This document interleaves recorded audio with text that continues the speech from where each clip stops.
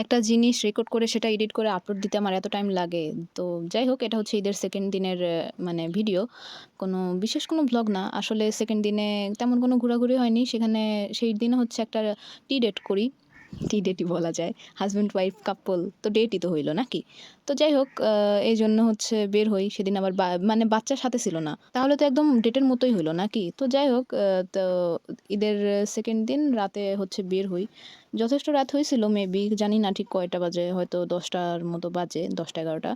তো বের হয়ে যাই আমরা চা খাওয়ার উদ্দেশ্যে। আর এটা আমরা গাছপাড়া যাচ্ছি চা খেতে। তো আমরা পৌঁছে যাই গাছপাড়া। আর আমার আজীবনের কনফিউশন, মানে খাবো তো, মানে একটা জিনিস খাবো বা একটা জিনিস নিবো, কিন্তু কোনটা নিবো বা কোনটা খাবো এটা কনফিউশনই আমার দূর হয় না।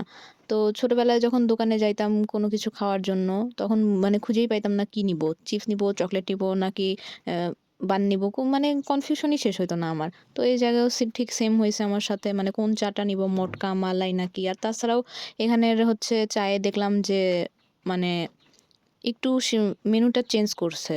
যেমন মটকা চাকে মালাই চা বানাইছে নাকি, নাম সব চেঞ্জ করছে। যেটা মালাই চা সেটা মটকা চা হইছে, সেটা কি কিরকম উল্টাপাল্টা আমি মানে মনে নাই বা অত মুখস্থ করি নাই। কিন্তু বাট নামে মূলত কনফিউশন ক্রিয়েট হয়ে গেছে। মানে আমি আসলে মটকা চা আগে যেটা ছিল ওইটা অর্ডার দিছি। বলছি যে মটকা চা দেন।